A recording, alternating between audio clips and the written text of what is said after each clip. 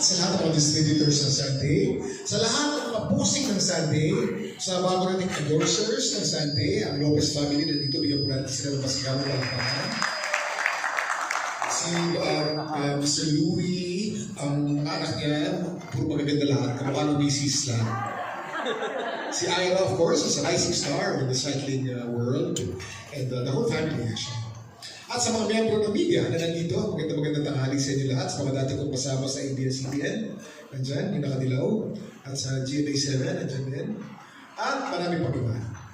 When I was need to talk today, sabi ni Joey, at sabi ng staff ng Sunday, talk about heroism. Sabi ko, what should I say about heroism? Sabi ko, alam ko na, sasagutin ko yung dream yung madalas tanongin sa akin. Bakit ang lahat ng mga superhero, ang mga brief nasa labas, pwede naman sa loob? Tama. Pansin nyo? Bakit? Bakit? Gusto nyo malaman kung bakit? Yes! Yun. Ang pinaka-ideal, noong 1930s, yung pinaka-ideal male was a guy named Charles Atlas. Uy! Jun! Bakit uy? Charles Atlas was a bodybuilder. And in all the newspapers, Charles Atlas always had an advertisement na naka-flex, palagi nilang barbell, lagi naka-posing brief lamang. Since he was the ideal male in the 1930s, ang mga superhero was patterned after Charles Atlas. So therefore, yung mga uniform nila ni Superman, kailangan may brief. Hindi mo na pwede itago yung brief sa loob, nasa labas ang brief. Kaya kita pa yung mga master ni Superman, matambok, di ba? Tapos naka-brief pa rin, naka-posing brief. Because the model was Charles Atlas. Yun ang dahilan bakit ang mga superhero nasa labas ang brief. But what is a real hero? Sinabi ni Mahatma Gandhi that true heroism lies in doing your ordinary duty extraordinarily well. Sino mga tunay na bayani? Maraming mga bayani pinangalanan, nilagay sa pera at talagang halos sambahin ng taong bayan dahil kilala. Ngunit 99.9% of heroes are not known. They're faceless.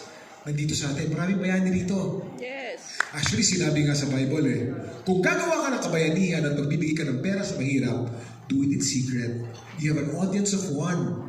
Ang nanonood lamang sa iyo, si Lord lamang at wala ng iba. Pag humingi ka ng puri sa maraming tao, then you have been paid in full. Hindi sinasabi ni Lord na bawal, pero bayad ka na. Pero pagka hindi mo pinakita at ginagawa mo lamang yung ordinary duty mo or extraordinarily well sa pagmamahal mo sa pamilya mo, sa pagmamahal mo sa mga mahal mo sa buhay, walang ang premyo niya, nasa kanya. So, maraming bayani dito sa atin, kaya bigyan natin ng masigabong ang mga bayani dito sa atin. Ako naman, I'm so happy and I'm so flattered that I've been with Sante Barley. I am your longest, ako po, akong longest endorser ng Sante Barley. Marami nang dumaan endorser dito. Pati si Piolo, dumaan na rito. Kaya nung kinumpara ni Joey, yung itsura namin ni Piolo, sabi niya, mas pwede ng contest ko. Pati si Mateo Gidicelli, kinumpara yung mukha namin ni Mateo. Sabi, medyo lamang pa rin si Kuya kay Mateo. Sino mga pogi natin dito? Gongyu! Hindi naman sa Sante Barley si Gongyu. Kamukha.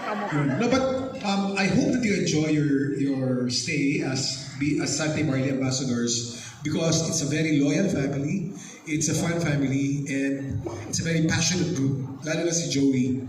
Si Joey ay nakilala ko. For those of you na nakausap ko for the first time, ako po ay nakilala ko po ang ating boss na si Joey sa pamamagitan ng larangan ng triathlon. When he got me, we were both training for our very first half Ironman. That was the very first Cebu 11 years ago.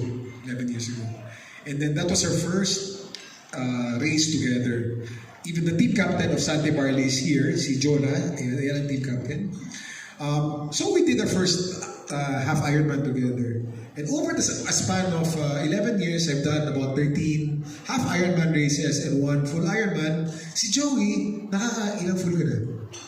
3 full Ironman na nagawa. And a full Ironman, by the way, is a 3.8 kilometer swim, followed by a 180 kilometer bike, followed by a 42 kilometer run. So si Joey, nakatatlo na. At yung team captain ng Sante Barley, Joran, nakakailangan na. 14? Wow. 12 full Ironman na.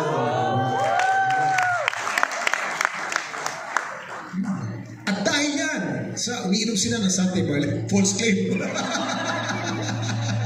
Because, well, Sante Barley, our family believes in holistic health.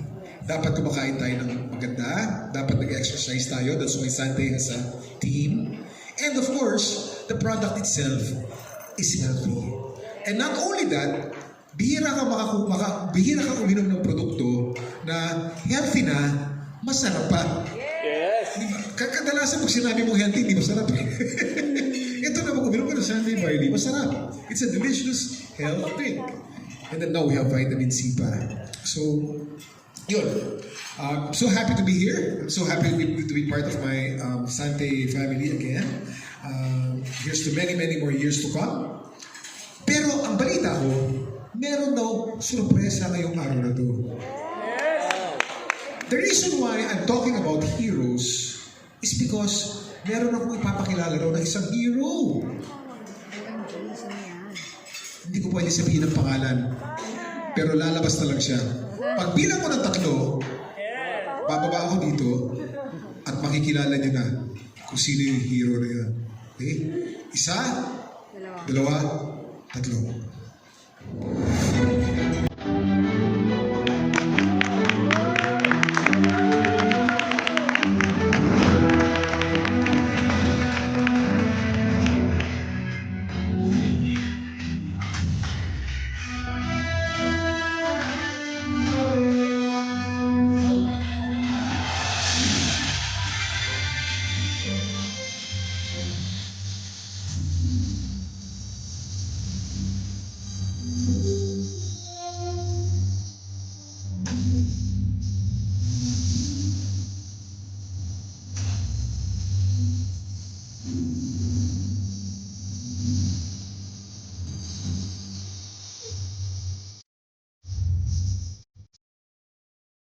Kilalanin natin, the new ambassador of Sante Barley and Baby C, the face of the everyday heroes in us, Miss Jane De Leon.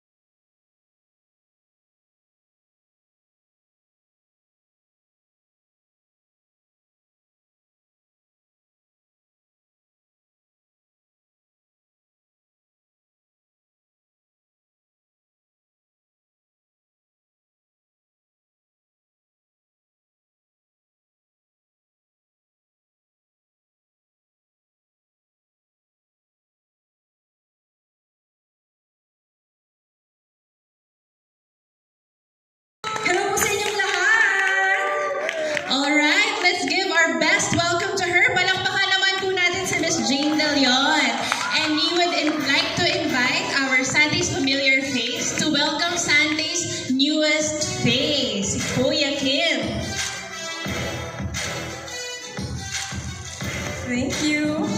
Thank you. All right, just a little photo up. Parang sila nakilalim.